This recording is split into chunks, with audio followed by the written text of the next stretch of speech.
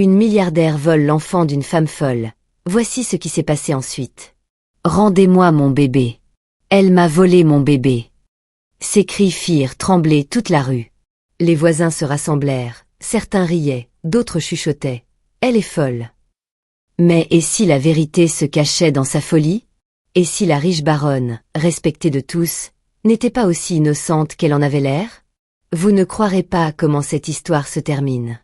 Le poids de l'infertilité. Le soleil venait à peine de se lever, mais le quartier était déjà bruyant. Les enfants couraient en riant, les mères les appelaient pour l'école, les bébés pleuraient, les femmes discutaient près du puits, et les hommes partaient au travail. Pourtant, dans la maison des Marcus, un silence lourd régnait. Pas de pleurs de bébés, pas de petits pas sur le carrelage, pas de rire pour éclairer les matins. Depuis 10 longues années, Amaka était mariée à Chef Chic, un homme d'affaires riche et puissant, propriétaire de terres, de magasins et d'entreprises de transport dans toute la ville. Son empire était immense, son influence redoutée, et partout où il allait, on le respectait. Mais aux yeux de sa famille, quelque chose manquait, il n'avait pas d'héritier. Lors des réunions, ses frères chuchotaient dans son dos. Aux rassemblements familiaux, sa mère lui lançait des mots acérés. Un arbre qui ne porte pas de fruits est inutile. Comment peux-tu, toi, une femme, vivre dans la maison d'un homme depuis 10 ans sans lui donner un enfant? Amaka avalait sa douleur en silence, mais chaque mot la blessait un peu plus. Les voisins n'étaient pas plus tendres. Certaines femmes, près du puits, riaient quand elle passait. Elle a de l'argent, de beaux vêtements, mais regardez-la. Pas d'enfant à appeler le sien. À quoi bon la beauté si ton ventre est vide? Chaque insulte la suivait comme une ombre. Chic l'aimait, mais son amour s'effilochait. Un soir, il la regarda droit dans les yeux, les siens emplis de larmes, et murmura « Amaka, je t'aime, mais j'ai besoin d'un fils. Quelqu'un pour reprendre mon empire. Mes frères rôdent déjà, prêts à tout prendre si je meurs sans héritier. » Cette nuit-là, Amaka resta éveillée, les yeux fixés au plafond. Elle pria, pleura, supplia Dieu de lui accorder un miracle. Mais le matin vint, et son ventre resta silencieux. La rencontre avec la folle. Un après-midi, en rentrant du marché, quelque chose attira son regard et glaça son sang. Près de l'atelier de mécanique, elle vit la folle. Ses cheveux étaient emmêlés, son pagne sale, ses pieds nus et fissurés par des années de marche dans les rues. Elle parlait toute seule, riant une minute, maudissant la suivante. Mais cette fois, quelque chose était différent, son ventre était rond. Elle était enceinte. Amaka s'arrêta net. Son cœur se mit à battre violemment. Une folle, enceinte. Les dieux lui ont donné un enfant. Et moi, après 10 ans de jeûne, de larmes et de prières, je n'ai rien. Son sac de course glissa de ses mains, les oranges roulant dans le caniveau. Elle ne les ramassa même pas. Ses yeux étaient rivés sur Ayabo, qui caressait son ventre en riant, comme si elle se moquait d'elle. La colère, la douleur et la jalousie brûlèrent en elle comme un feu. Le monde est injuste. Si même une folle peut porter la vie, alors qu'ai-je fait de mal? Cette nuit-là, assise seule dans sa chambre, les poings serrés, elle se répéta sans cesse « Je ne serai plus jamais moquée. Je ne resterai pas sans enfant pendant qu'une folle devient mère. » Elle ne savait pas encore que ces mots la mèneraient sur un chemin sombre, changeant sa vie à jamais. Ayabo, la folle aux 1000 mystères. Les villageois l'appelaient Ayabo, mais personne ne savait vraiment qui elle était. Depuis des années, elle errait dans les rues, murmurant des mots incompréhensibles, riant et pleurant sans raison. Certains disaient qu'elle était autrefois la fille d'un chef dans une ville lointaine. D'autres juraient qu'elle était devenue folle après que son mari l'avait abandonnée. Mais la vérité, personne ne la connaissait. Elle n'avait ni famille, ni maison, ni amis. Elle dormait où la nuit la surprenait, parfois sous un vieux pont, parfois dans des bus abandonnés, et le plus souvent dans l'atelier de mécanique en ruine, à la lisière de la rue.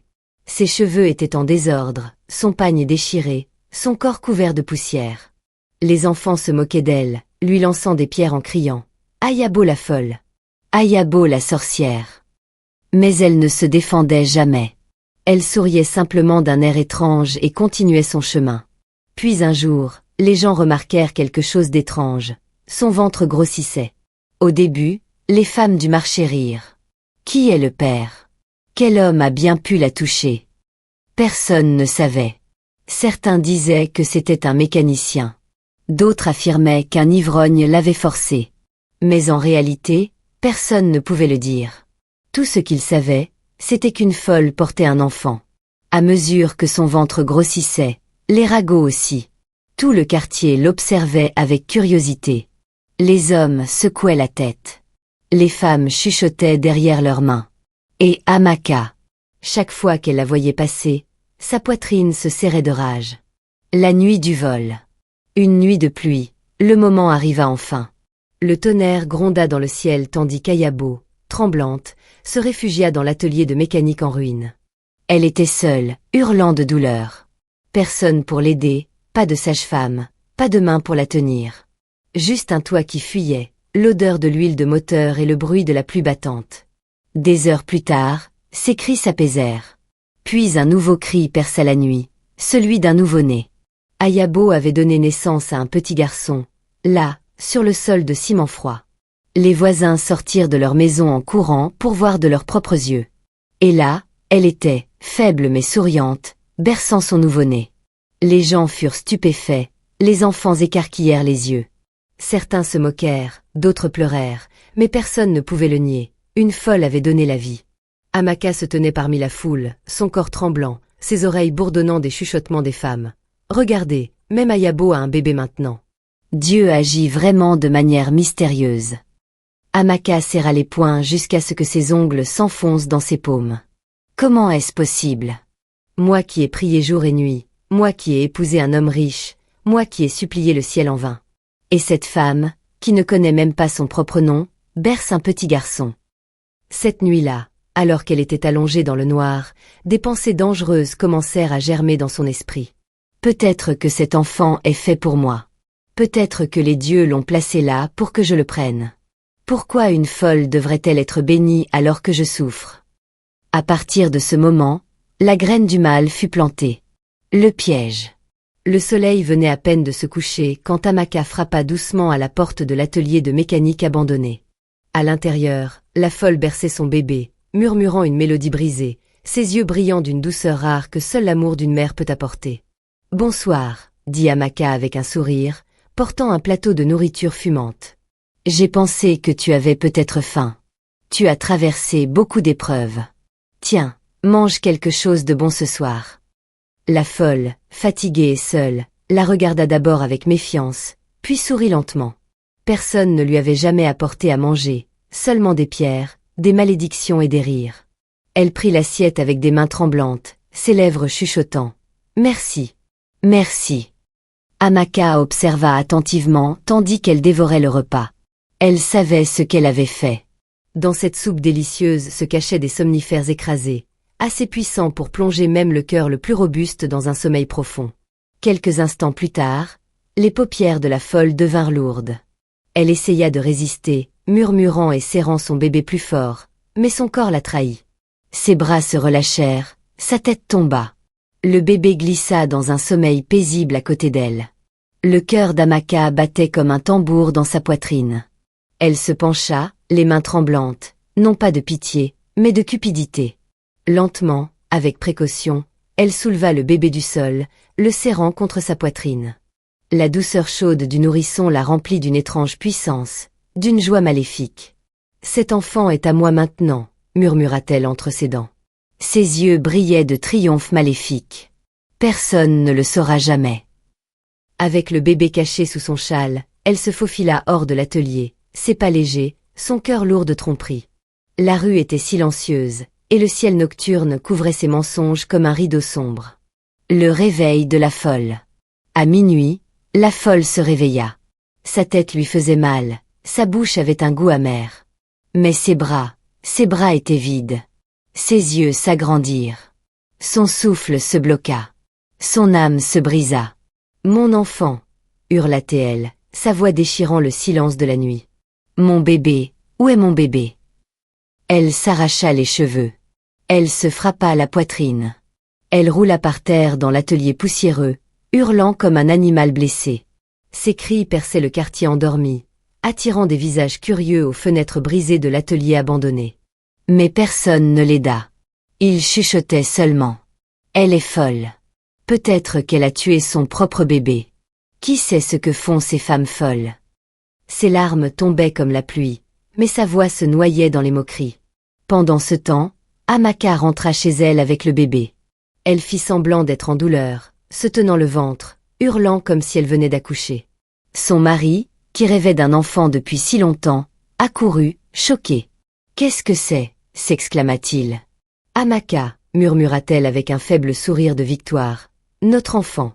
J'ai accouché en secret. Je ne voulais pas que quiconque le sache avant que le moment ne soit venu. » Le mari, aveuglé par la joie, souleva le bébé en l'air. Ses yeux brillaient de larmes. « Mon fils, mon héritier » s'écria-t-il. « Enfin, mon nom ne disparaîtra pas. » Les voisins se rassemblèrent, applaudissant, se réjouissant, croyant chaque mot de son cruel mensonge. Ils chantèrent. Ils la bénirent. Ils la comblèrent de cadeaux. Et Amaka se délectait de cette gloire fausse, son sourire tranchant comme une lame, son cœur aussi sombre que la nuit. Mais loin de là, dans l'atelier froid et abandonné, une mère hurlait jusqu'à ce que sa voix se brise, son âme se brise, ses yeux gonflés de chagrin. Ses cris portaient une malédiction, un vœu silencieux, que la vérité, aussi longtemps enfouie, finirait par sortir des ténèbres. La vérité éclate. Les jours passèrent, mais les cris de la folle ne s'arrêtèrent jamais. De rue en rue, de l'aube au crépuscule, sa voix résonnait. « Mon bébé, rendez-moi mon enfant. » Les gens se lassèrent de ses lamentations. Ils se moquaient d'elle, lui lançaient des pierres et riaient. Pourtant, sa voix ne se brisa jamais. Ses larmes marquèrent chaque coin de la ville. Pendant ce temps, Amaka vivait comme une reine. Avec le bébé dans ses bras, son statut dans la ville s'éleva. Son mari les gâtait tous les deux, achetant des hochets en or, de beaux vêtements pour bébé, des jouets coûteux et chaque luxe que l'argent pouvait offrir.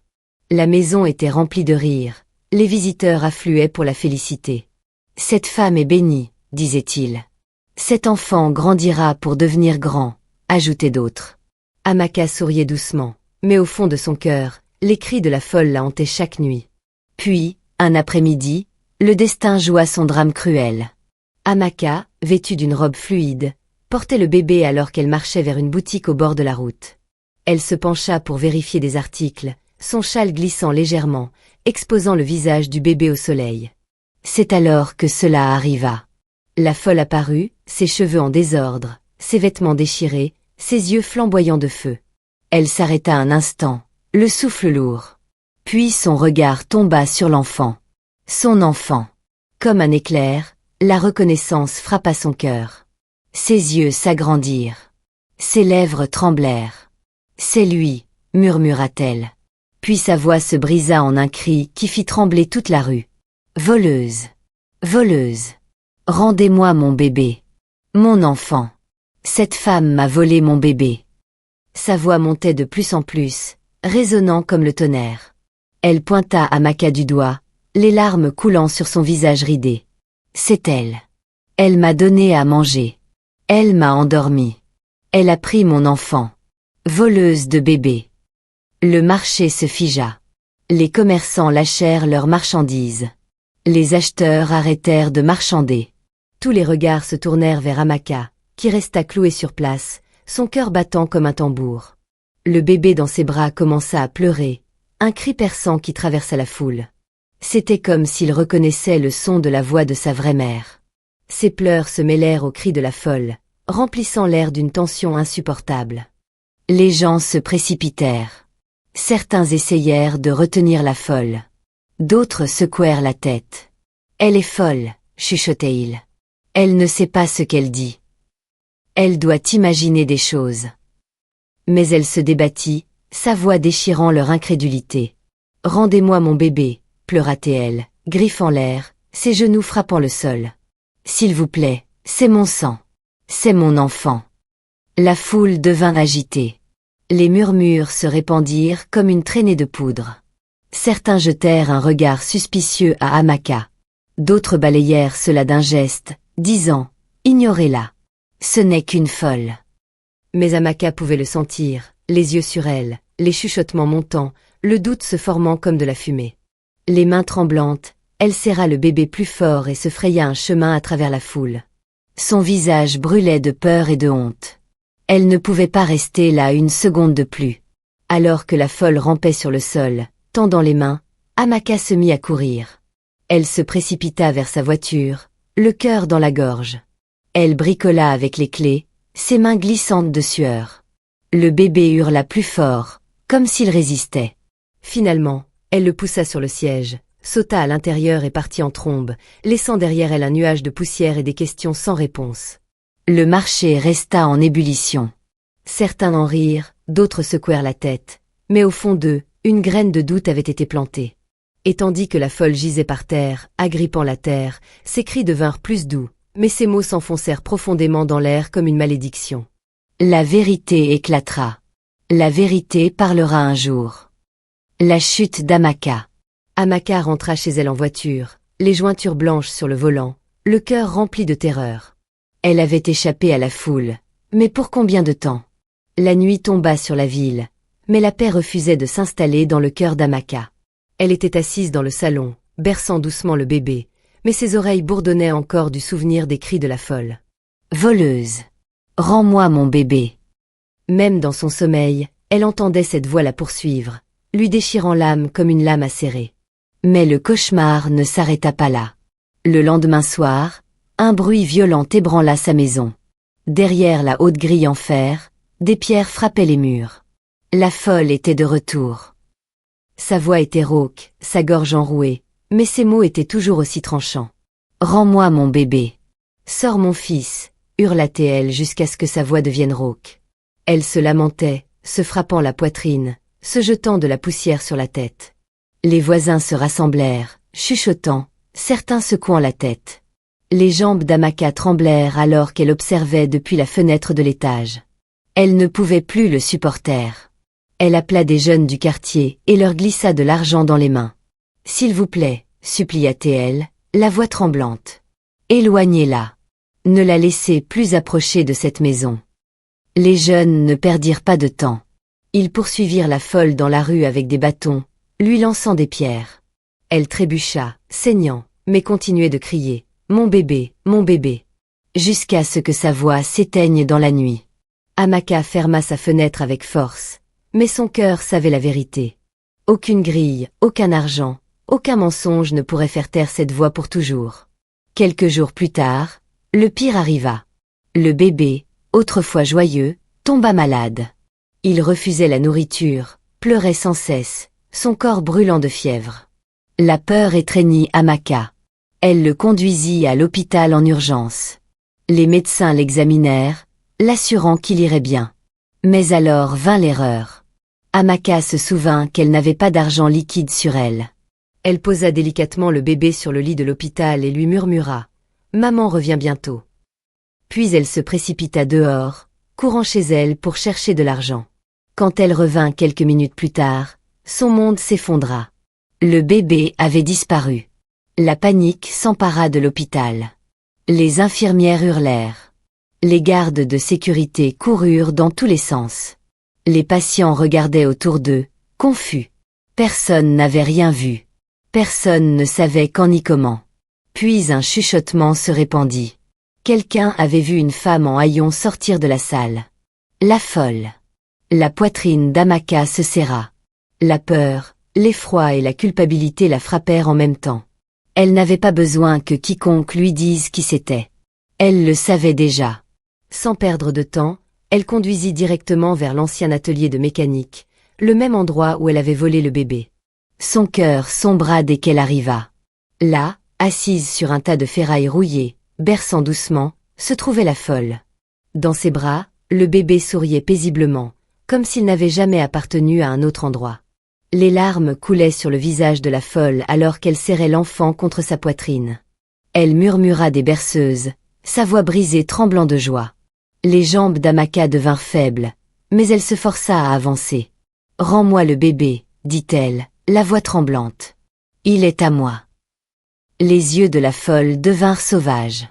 Elle serra le bébé plus fort, sa voix explosant comme le tonnerre. « Menteuse. Voleuse. C'est mon sang, mon enfant. Tu me l'as pris une fois. Tu ne me le reprendras pas. » La scène attira une foule. Les gens affluèrent des rues voisines, attirés par les cris. Ils virent Amaka se débattre, tirant sur le bébé, tandis que la folle se battait de toutes ses forces, hurlant « Elle me l'a volé !» Elle m'a donné à manger. Elle m'a empoisonné. Elle a pris mon enfant. La foule se figea. Leurs regards passèrent d'Amaka à la folle. Les souvenirs de ses cris, de ses hurlements sans fin au marché, des pierres lancées contre la grille d'Amaka, tout leur revint en mémoire. Cette fois, ils la crurent. Amaka le vit dans leurs yeux. Le soupçon, le jugement, la vérité enfin libérée. Ses mensonges se défaisaient sous ses yeux. Les chuchotements montèrent. Alors, c'est vrai. Elle a vraiment volé le bébé. Tout ce temps, la folle disait la vérité. Le cœur d'Amaka battait à tout rompre. Elle essaya de s'expliquer, mais sa voix fut noyée par la foule. La honte l'engouffra tout entière. L'empire de son mari, son respect, sa fierté. Tout s'effondra ce jour-là. Incapable de supporter l'humiliation, Amaka s'enfuit. Elle quitta la ville en silence, son nom maudit, son visage marqué par la disgrâce. Et tandis que les gens emportaient le bébé, le plaçant doucement dans les bras de sa vraie mère, la folle leva les yeux vers le ciel. Pour la première fois, ses larmes n'étaient pas de douleur, mais de victoire. La rédemption et la leçon. Après ce jour, Amaka disparut. Personne ne la vit. Personne n'entendit plus parler d'elle. Certains dirent qu'elle s'était enfuie à Lagos. D'autres chuchotèrent que son mari l'avait discrètement envoyée dans une maison dans une autre ville, trop honteux pour affronter la disgrâce. Sa grande maison redevint silencieuse. Les jouets du bébé, les hochets en or, les beaux vêtements, tout devint inutile, enfermé dans des pièces vides. Son nom devint un avertissement pour les autres femmes. Ne construisez jamais votre joie sur les larmes d'une autre. Pendant ce temps, la vie de la folle prit un nouveau tournant. Le bébé qu'elle avait porté dans son ventre lui fut rendu. Mais cette fois, le destin fut plus clément. Les autorités, touchées par son histoire, l'emmenèrent dans un hôpital psychiatrique. Au début, elle se débattit, hurlant et maudissant, mais peu à peu, avec les soins, son esprit commença à guérir. Le voile de folie qui l'avait enveloppée pendant des années commença à se lever. Son nom était Ebo. Et pour la première fois depuis de nombreuses années, elle le dit clairement. Moi, c'est Ebo. Avec sa guérison vint la paix. Elle prit soin de son fils correctement, et son histoire se répandit dans toute la ville. Ce qui était autrefois de la moquerie devint du respect. Les gens qui lui avaient lancé des pierres baissèrent la tête, honteux. Des mois passèrent. Loin de là, Amaka vivait dans un exil silencieux. Son cœur était lourd de regrets. Chaque nuit, elle pleurait jusqu'à ce que son oreiller soit trempé. Son mari lui rendait parfois visite, mais il ne la regardait plus jamais de la même manière. Puis, un matin, son corps la trahit. Elle se sentait faible, constamment fatiguée, et son ventre devint étrangement lourd. Elle alla à l'hôpital, la peur au ventre. Peut-être était-ce une punition, peut-être une maladie. Mais quand le médecin revint avec ses résultats, son visage portait un doux sourire. « Madame, dit-il doucement, vous n'êtes pas malade. Vous êtes enceinte. » Les mots la frappèrent comme un coup de tonnerre. « Enceinte. » « Oui, répondit-il. » La femme qui avait été moquée pendant des années, celle qui avait un jour volé l'enfant d'une autre parce qu'elle croyait son ventre maudit, couvrit sa bouche et pleura de longues larmes lourdes. Cette fois, ce n'était pas de honte. C'était de l'espoir. 9 mois plus tard, les cris d'Amaka remplirent la salle d'accouchement. Et quand sa douleur prit fin, l'infirmière lui tendit un petit garçon, son propre fils, sa propre chair et son propre sang. Elle le serra contre sa poitrine et murmura « Merci, Seigneur. Merci pour ta miséricorde. » Enfin, la joie revint dans sa maison. Mais la ville n'oublia jamais l'histoire. Encore aujourd'hui, les mères disent à leurs filles « N'enviez pas la bénédiction d'une autre femme. » Ne construisez pas votre bonheur sur la souffrance d'autrui. Attendez votre tour. Car quand il viendra, il sera beau. Ainsi, de la folie, de la honte et de la trahison, naquirent 2 mères, 2 enfants, et une grande leçon qui résonna à travers les générations. La patience apporte la paix. L'envie apporte la souffrance.